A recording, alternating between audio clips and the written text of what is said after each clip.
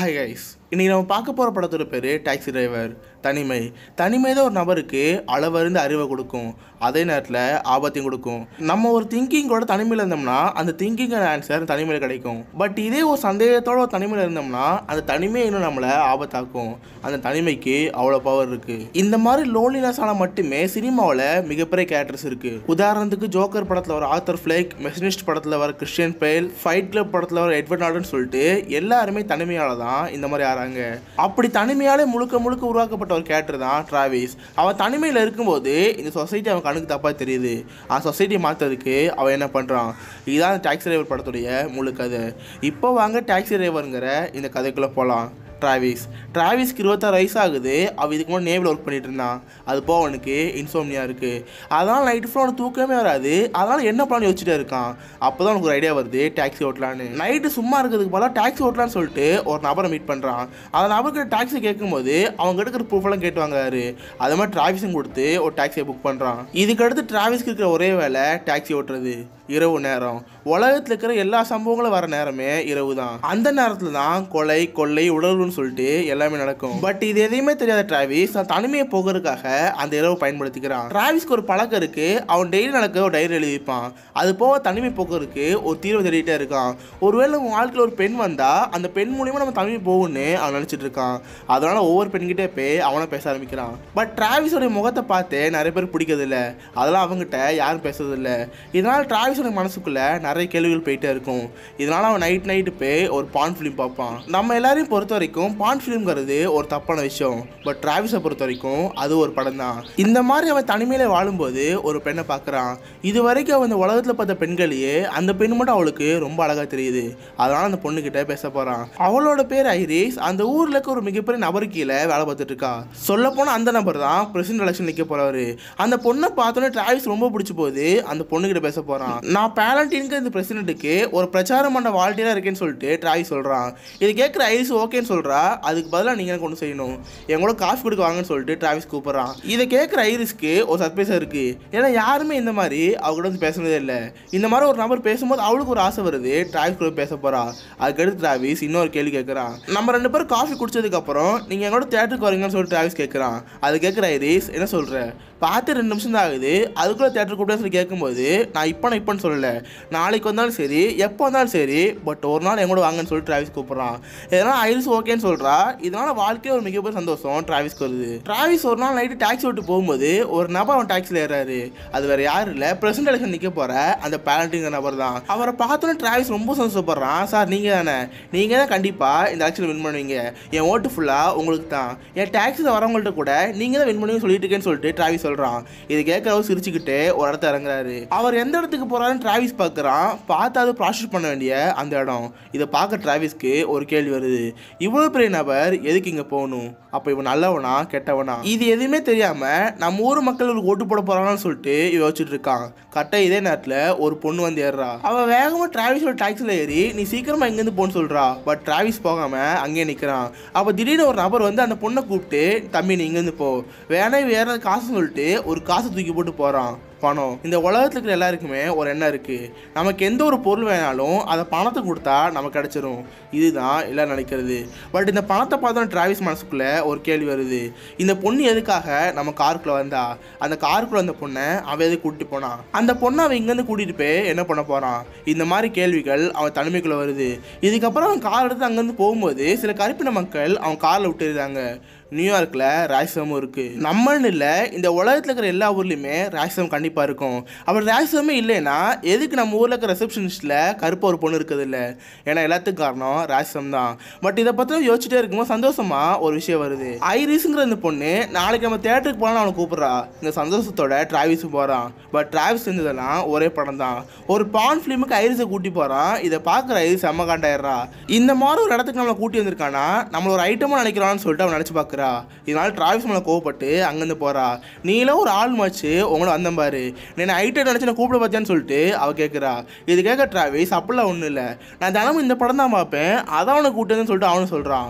But இது எதுவுமே கேட்காம அவள் அங்கேருந்து போகிறா. இவன் நைட்டு ஃபுல்லாக கால் பண்ணி பார்க்குறான். பட் அந்த கால் ஐரிஸ் அட்டன் பண்ண முடிக்கிறா. இதனால் டிராவிஸ் மனசுக்குள்ளே ஒரு கோவம் வருது. டிராவிஸ் பண்ண தப்புன்னு அவனுக்கு தப்புனே தெரில. ஏன்னா அவனை பொறுத்த வரைக்கும் பான் ஃபிலிம்ங்கிறது ஒரு நல்ல படம் தான். பட் அதை பார்த்து கோச்சிட்டு போன ஐரிஸுங்கிறது இவ கண்ணுக்கு தப்பாக தெரியுது. நம்மளை விட்டு வேணுக்குனே பிரிஞ்சு போகிறதா இப்படி பண்ணுறான்னு சொல்லிட்டு டிராவிஸ் நினைக்கிறான். இதனால் அவன் தனிமை இன்னும் அதிகமாகுது. நம்ம தான் அவளை ஒரு மிகப்பெரிய அழகி நினச்சிட்டு இருக்கோம். அவகிட்ட இருக்கிற ஒரே கான்ஃபிடன்ஸ் என்னன்னா அந்த ஊரோட பிரசிடண்ட் கீழே வேலை பார்த்துட்டு இருக்கா. இந்த கான்ஃபிடன்ஸ் தான் அவளுக்கு இருக்கு. ஒருவேளை அந்த நம்பரை கொண்டோம்னா இவ யாருமே இல்லை. அதனால பேரண்டிலாம் கொலை பண்ணலாமான்னு சொல்லிட்டு டிராவிஸ்க்கு ஒரு எண்ணம் வருது. அந்த எண்ணத்தோட காரில் போயிட்டு இருக்கான். அப்போ ஒரு நபர் அவன் டாக்ஸில் ஏறி ஒரு நிப்பாட்டு சொல்றாரு. அப்போ அந்த நபர் டிராவிஸ் கிட்ட அங்கே பாரு ஒரு லைட்டர் ரூம் தெரியுதா, அந்த ரூம் ஒரு பொண்ணு இருக்கா பார்த்தியா, அது வேறு யாரும் இல்லை என் பொண்டாட்டி தான். அந்த பொண்டாட்டி கூட இன்னொருத்தர் இருக்கான்.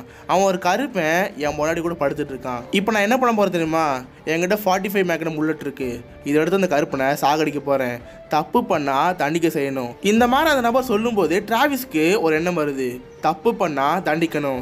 அப்போ ஐரிஸ் நம்மளோட பிரிஞ்சு போயிருக்கா, அவள் பண்ணுறது தப்பு தான், அவளுக்கு தண்டனை கொடுக்கணுங்கிற எண்ணம் இவனுக்கு வருது. அதுக்கு மொதல் விஷயம் பேலட்டின்கிற அந்த நபரை கொலை பண்ணணும்னு.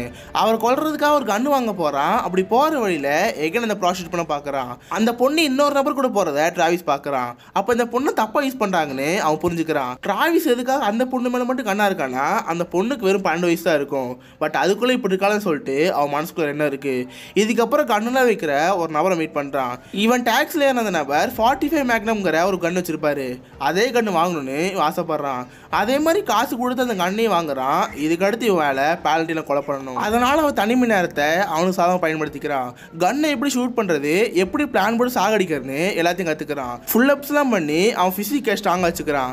இதுக்கப்புறம் பேலண்டினுக்கு அந்த நபரை பார்க்கலான்னு சொல்லி போகும்போது அவர் பிரச்சார மீட்டிங் நிறைய பேர் வந்திருக்காங்க. அவர் எப்படி கொலை பண்ணலாம் ஒரு பிளான் பண்ணி வச்சிருக்கான். அப்போ ஒரு நபருக்கு டிராவிஸ் மேலே சந்தேகம் வருது. அதனால டிராவிஸ் கிட்ட பேச போறாரு. அவர் கன்ஃபார்மே பண்ணிடுறாரு டிராவிஸ் பேலண்டினை கொலை பண்ண வந்திருக்கான்னு. அதனால டிராவிஸை பிடிக்க சொல்றாரு. பட் டிராவிஸ் எப்படியோ கஷ்டப்பட்டு அங்கேருந்து போயிடுறான். அவன் வீட்டுக்குள்ளே தனிமையில் இருக்கான். அவன் தனிமையே அவங்ககிட்ட பேசுது. யூ ஆர் டாக்கிங் டு மீன்னு அவனை கேட்குறான். இதுக்கப்புறம் நைட்டு டிராவிஸ் ஒரு கடைக்கு போகிறான். அப்போ ஒரு கருப்பு நபர் கண்ணை காட்டி அந்த கடையை கொள்ளடிக்க பார்க்குறாரு. பட் டிராவிஸ் அவங்ககிட்ட கண் எடுத்து அந்த கருப்பு நபர் சாகடிக்கிறான். இதனால் அந்த கடைக்காரர் செம்ம காண்டாகி அந்த கருப்பனை போட்டு செம்மையை அடிக்கிறாரு. இப்போ தான் டிராவிஸ்க்கு புரியுது கருப்பைங்கன்னா கெட்டவங்க. நியூயார்க்கை பொறுத்த வரைக்கும் யார் வேணாலும் யார் வேணாலும் கொலை பண்ணலாம். பட் கேட்குறதுக்கு ஒரு ஆள் இருக்க மாட்டாங்க. இந்த ஒரு நிலைமை பார்க்க டிராவிஸ்க்கு இந்த சொசைட்டியை மாற்ற நினச்சி பார்க்குறான். இதுக்கப்புறம் அவன் காரில் போயிட்டு இருக்கும்போது எங்கே அந்த பொண்ணை அந்த வழியில் பார்க்குறான். அந்த பொண்ணு ப்ராஸ்டியூட்டுங்கிறத புரிஞ்சுக்கிறாவன் காசு கொடுத்து அந்த பொண்ணு கூட பழக போகிறான். அந்த பொண்ணு அவனுக்கு ஏதோ ட்ரெஸ் எல்லாம் கழட்டு போகும்போது சீச்சி நான் அவனை அதுக்காக வரல, உன் பேர் என்ன, நீ பார்க்கறதுக்கு ஒரு 12 வயசு குழந்தை மாதிரி இருக்க, நீ எதுக்கு தொழில் வந்து சொல்லி கேட்கும்போது ஓ நீ அப்படிப்பட்டவனா, சரி கொடுத்த காசுக்கு அவன் பேண்ட்டை கட்டிட்டு போன்னு சொல்லிட்டு அவன் பேண்ட்டை கழட்டு அந்த பொண்ணை ட்ரை பண்ணுறா. இதை பார்க்க டிராவிஸ்க்கு ஒரு ஆக்வர்டாக இருக்குது. இங்கே பாரு ஓ வயசுக்குலாம் இது பண்ணக்கூடாது, உன் வயசுக்குலாம் நீ ஸ்கூலுக்கு தான் போடுமே தவிர இந்த மாதிரி தொழிலுக்குலாம் நீ வரவே கூடாது, நான் அவங்ககிட்ட பேசணும்னு ஆசைப்படுறேன்னு சொல்லிட்டு டிராவிஸ் சொல்கிறான். இது கேட்குற அந்த பொண்ணும் அப்படியா நாளைக்கு மத்திய ஒரு ஹோட்டலில் மீட் பண்ணலாம் வந்து பேசணும் அந்த பொண்ணு சொல்கிறா. இது கேட்க டிராவிஸும் காசு கொடுத்துட்டு அங்கேருந்து போகிறான். அடுத்த நாள் டிராவிஸ் அந்த ஹோட்டலில் அந்த பொண்ணும் டிராவிஸை மீட் பண்ணுறாங்க. அவகிட்ட பேசும்போது தெரியுது இந்த சொசைட்டி தான் அவனை தொழில் தள்ளிச்சுன்னு. எனக்கு மட்டும் தொழிலுக்கு வரணும்னு என்ன ஆசையா, பட் என்கிட்ட சுத்தமாக காசே இல்லை. இங்கே ஒருத்தர் நல்லது பண்ணி வாழ ஆரம்பிச்சானா அவனுக்கு சூதுவாதில்னு இந்த உலகம் சொல்லும். பட் இதே கெட்டது பண்ணாதான் அவன் ஒரு புத்திசாலின்னு இந்த உலகம் சொல்லுது. அப்போ அப்படி தான் இந்த சொசைட்டி இருக்குது. அப்போ நான் மட்டும் தொழில் தப்பா இல்லை தொழிலுக்கு தள்ள சொசைட்டி தப்பான்னு அவ கேட்குறா. இதை கேட்க டிராவிஸ்க்கு இன்னும் கோவம் அதிகமாகுது. எப்படியாவது அடுத்த பிரச்சாரத்தில் பேண்டில் கொலை பண்ணணும்னு வீட்டுக்கு போகிறான். பட் இவன் தான் கொலை பண்ண வரான்னு ஆடியன்ஸ் நபர்கள் தெரிஞ்சு போச்சு. அதனால அவன் ஹேர்லாம் கட் பண்ணிட்டு ஒரு வேற ஐடென்டிட்டியோட அவரை பார்க்க போறாரு. அதே மாதிரி பிரச்சாரம் நடக்குது. அவரை கொலை பண்ணலான்னு சொல்லிட்டு கண் எடுத்துட்டு போறான். அப்போ சில நபர்கள் அவனை பார்த்துறாங்க. இதனால டிராவிஸால கொலை பண்ண முடியாமல் போகுது. இப்போ டிராவிஸோட மனசுக்குள்ள ஒரு கொஸ்டின் வருது. இப்போ நம்ம பேண்டில் கொலை பண்ணோம்னா இந்த சொசைட்டியை பொறுத்த வரைக்கும் நம்ம கெட்டவன், இது ஐரிஸை காப்பாற்றினோம்னா இந்த சொசைட்டியை பொறுத்த வரைக்கும் நம்ம நல்லவன், நம்ம நல்லவனா கெட்டவனா. பட் இந்த விஷயம் எனக்கு தேவையில்லை, எனக்கு தேவையில்லாமல் என் தனிமை நோட்டு போகணும். இதனால் அவன் ஐரிஸை காப்பாற்ற போகிறான். ஐரிஸ் வேலை பார்க்குற ப்ராஸ்டியூட் இருக்கு போய் எல்லாத்தையும் கொலை பண்ணி ஐரிஸை காப்பாற்றுறான். அந்த சண்டையில் அவன் அவன் கழுத்துலேயே புல்லட் பட்டுருது. இதனால் அவனுக்கு லைட்டாக மயக்கம் வருது. இப்போ போலீஸ் எல்லாருமே அவன் ஷூட் பண்ண ட்ரை பண்ணுறாங்க. பட் அவனை பொறுத்த வரைக்கும் அவன் சாவுக்கு அவன் தான் காரணமாக இருக்கணும். அதனால் அவன் கையெடுத்து அவனே ஷூட் பண்ண ட்ரை பண்ணுறான். இந்த சீன்லாம் ஒரு எப்பிக்காக இருக்கும்.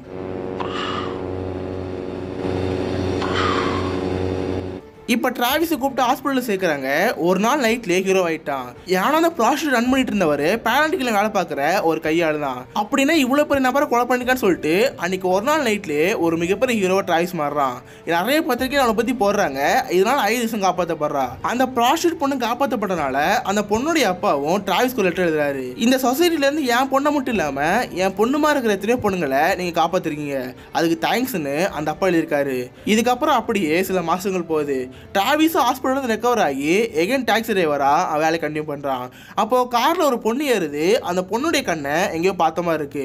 அந்த பொண்ணு வேற யாரும் இல்லை, இவன் லவ் பண்ணிட்டு இருந்த ஐரிஸுங்கிற அந்த பொண்ணு தான். பட் அவங்ககிட்ட பேசாமல் மூச்சை தூக்கிட்டு ஒரு மாதிரி அமைதியில் இருக்கான். அந்த பொண்ணு அவங்ககிட்ட பேசுவான்னு சொல்லிட்டு ஒரு ஏக்கத்தோட டிராவிஸை பார்க்குது.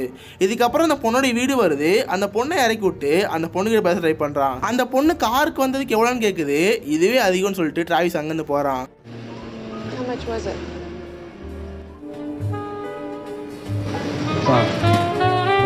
அப்போ அந்த சொசைட்டியை டிராவிஸ் பார்க்குறான். இப்போ டிராவிஸை பொறுத்த வரைக்கும் அவன் உடம்புக்குள்ள 2 கேரக்டர்ஸ் இருக்காங்க.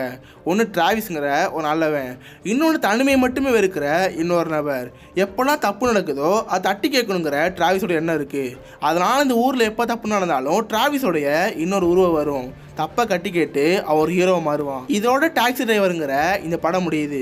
இந்த படத்தை இன்ஸ்பயர் பண்ணி எத்தனையோ படங்கள் நம்ம ஊரில் வந்திருக்கு. ஒரு எக்ஸாம்பிள் சொல்ல போனால் போன வருஷம் பாக்ஸ் ஆஃபீஸ் ஹிட்டான ஜோக்கர் படம் கூட இந்த படத்தோட இன்ஃப்ளூயன்ஸ் தான். Director Todd Phillips, director Martin ஸ்கார்செஸியோடைய டாக்ஸி டிரைவரும் கிங் ஆஃப் காமெடி படம் தான் என்ன ஜோக்கர் படம் எடுக்க வச்சுன்னு சொல்லிட்டு அவரே சொல்லியிருந்தாரு. டிராவிஸ், ஆர்தர் ஃபிளெக் இவங்க 2 பேரும் காமனாக ஒரு விஷயம் தனிமை. இப்படி தனிமையில் இருக்கிற 2 பேர்கிட்டையும் சொசைட்டி சீண்டி பார்க்குது.